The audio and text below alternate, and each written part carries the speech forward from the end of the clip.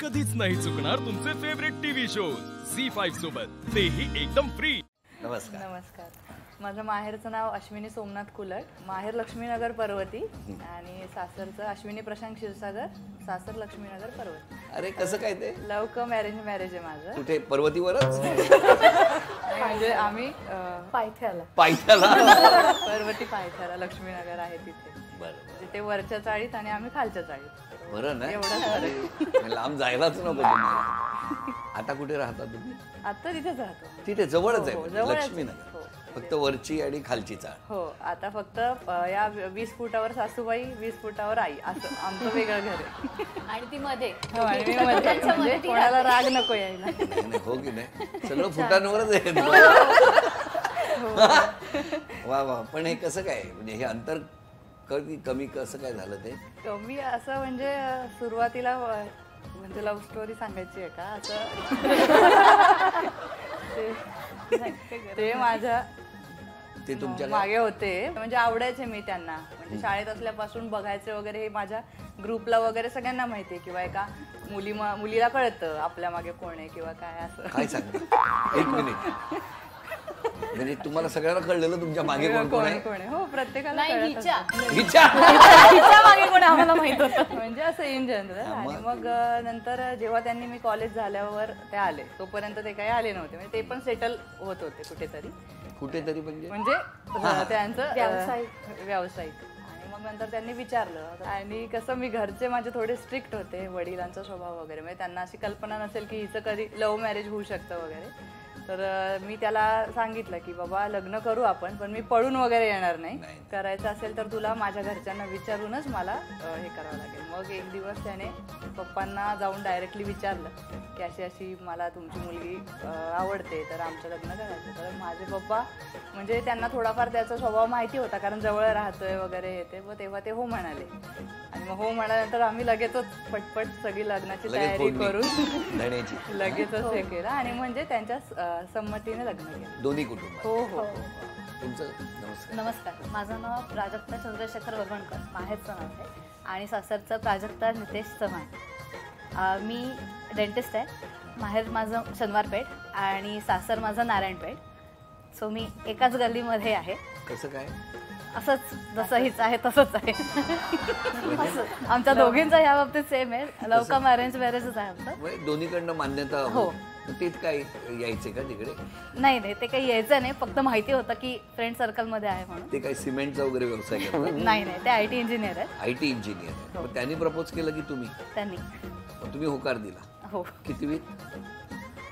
First इयरला असताना। काय हो, खरं काय? आता बघा सगळ्यांचे काय ते, आम्हाला असं कळलं की प्राजू 11वी 12वी असल्यापासून ते एकमेकांना ओळखतात, एका क्लासमध्ये। हो, क्लासमध्ये होतोच आम्ही। तिळा दार उघड। आणि ते पण आम्हाला लग्नाच्या वेळेस कळलं, म्हणजे तोपर्यंत हिने सांगितलं नव्हतं की माझं अफेअर आहे, मी ह्याच्याबरोबर लग्न करणार आहे। ते काही जणांनाच माहिती होतं, तिच्या जवळच्या राहतात त्यांना। ह्या प्राजू? हो, मी प्राजू। हे टाइमपास चित्रपटाचीच कथा दगडू नाहीये, तो एकदम सिन्सिअर आहे। मी बोललो नाही दगडू, हे या बोलल्या, कळलं? मी काहीही बोललो नाही, मी फक्त म्हटलं अरे प्राजू तसंच आहे ना त्या चित्रपटात। काय तुमचं लग्न कसं झालं? यांचं फार पोखरत होतं। अच्छा हो, कारण मगाशी तुमच्याबद्दल विचारताना मी सांगू ती मागेच होती ना त्यांच्या। हो, कारण तिच्याबरोबर मी कायम असायचे, त्यामुळे आमची एक मैत्रीण आहे, सगळ्यांची कॉमन मैत्रीण, ती आज इथे नाहीये, ती औरंगाबादला असते, प्राची काळे म्हणून, आणि आम्ही एकाच एरियात राहायचो 3घी जणी। तर तिच्याकडे अभ्यासाला जायचो आम्ही 9वी 10वीत असताना, आणि आशू आणि मी सायकलवर जातो तिच्याकडे, आणि हिचा नवरा प्रशांत आमच्या अगदी कुठल्या तरी गल्लीतनं उभा असायचा हिला बघत पुढे, आणि ही सारखी ओरडायची हाका सारखा येतोय मागे मागे वगैरे त्यावेळेस।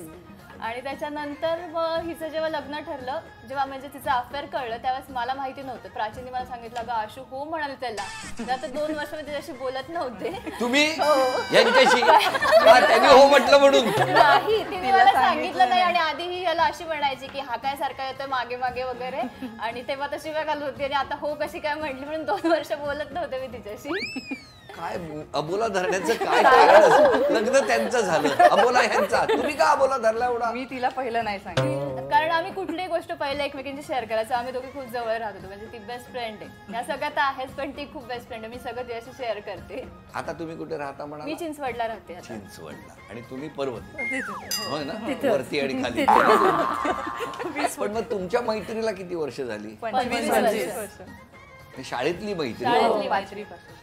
5वी पासून एकत्र. आम्ही रेणुका स्वरूप सदाशिव पेठेत शाळेचं ना. आणि तुम्हाला सगळं तुमचं एकमेकींबद्दलचं माहिती आहे. एकमेकींच्या लग्नाला गेला होता तुम्ही? नाही, दुसऱ्यांच्या माझ्या लग्नाला कोणीच आलं नव्हतं. मी माझ्या एकटीचं लग्न लांब होतं, कुठे होतं लांब म्हणजे? संगमनेरला. मग का नाही गेला? नाही, पुण्याची लोक अशी वाकडी वाट करून प्रॉपर पुणेकर. देवा, ऐकताय ना? आणि तिचं लग्न खूपच लवकर झालं. तेव्हा आम्ही शिकत होतो तेव्हा आम्हाला नाही खूप लवकर नाही. माझं मास्टर्स झाल्याच्या नंतर लग्न झालं, ती CA करत होती. सगळ्यात आधी लग्न त्यांचं झालं? नाही, हिचं पहिले. तुमचं काय मॉन्टेसरी? म्हणजे तुमचं कसं काय? अरेंज मॅरेजच आहे माझं. असा का चेहरा का पडतोय त्यांचा? अरेंज म्हणल्यावर अरेंज म्हणतो हे एवढं लव्ह मॅरेज एवढे यांनी किस्से नाही, तसे एवढे काही किस्से नाहीयेत, म्हणूनच अरेंज मॅरेज आहे. पहिला दिवस आठवतोय तो बघा बघीचा? म्हणजे आठवतोय तसा. का विसरावसा वाटतोय? असू काय असू शकेल? तेवढ्यात एक वाक्य बोलल्या त्या. आता माझं कसं झालंय की आता माझं एक टॉप झालंय 12 वर्षांचं, हे 13वं वर्ष. पुढे मी वनवासाकडे चालली. मग काय झालं काय? असं काही झालं नाहीये. ते ऑलरेडी गेलेत वनवासात, पुढे निघालेत. नाही, पहिल्या दिवशी म्हणजे ज्या दिवशी भेटलेलो आम्ही त्या दिवशी असं झालेलं की ते मी, माझी आई आणि त्यांची आई होतं. तर साधारणतः मी इथे बसले असेल आणि तिकडे ते बसले असतील आणि सासू इकडे बसले असतील. तर सासूबाईंनी इथल्या माणसाला उठून म्हटलं की जा तिकडे जाऊन बसा तुम्ही, आम्हाला बोलायचं.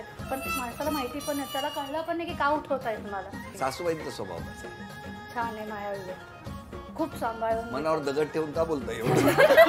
नाही त्या दगड बघा त्या नाही. प्राजूक काय केवढ्या हसल्या बघा त्या मनापासून. नाही सासूबाई खूप छान सांभाळून घेतात. म्हणजे घरातलं प्रत्येक म्हणजे त्या लक्ष देतात, आम्हाला लक्ष द्यायला कमी मिळतंय. का म्हणजे तुमचं कुठे लक्ष दोघांना? कामात असतं लक्ष. कामात खूप काम. घरातल्या नाही कामात? नाही ऑफिस. खरं रोज ते सासूबाईंना चहा देतात सकाळी उठून? नाही त्यांना मी केलेलं आवडतच नाही चहा. त्या देतात तिला. नाही त्या देत नाही, मी करते पण म्हणजे जास्त होतो माझ्याकडनं, म्हणून त्या मला ठेवूनच देत नाही. चहा जास्त होतो. नाही पण तुम्ही तुमचं आवडत नाही असं का म्हणाले चहा त्यांना? पानसट होत असेल मग. तुमचं लग्न कसं जमलं? माझ्या लग्नाचा एक किस्सा आहे काय हो? की पहिल्यांदा ते बघायला आले होते. आमचं कांदे पोह्याचा कार्यक्रम झाला. पहिल्यांदाच येणार आले होते. तर आमची पसंती झाली, लग्न ठरलं. पण काही मिसअंडरस्टँडिंगमुळे आम्ही ते लग्न मोडलं आमच्याकडनं. जमल्याच्या आधीच मोडलं? नाही, आमचा तारीख वगैरे ठरली होती, याद्या झाल्या होत्या, पण काही होते गैरसमज ज्याच्यामुळे आम्ही ते मोडलं. पण त्यांच्या डोक्यात असं होतं की मी लग्न करेन तर फक्त हिच्याशीच करणार, नाही तर मी करणार नाही. तर ते 3 वर्ष माझ्यासाठी थांबले विदाऊट एनी कॉन्टॅक्ट. आणि आम्ही लक्ष ठेवून होतो. मी त्यांना ओळखत होती, त्यामुळे ती मला म्हणत होती की अगं तो थांबलाय तुझ्यासाठी, थांबलाय. पण मी म्हटलं नाही. कुठे उभे होते ते?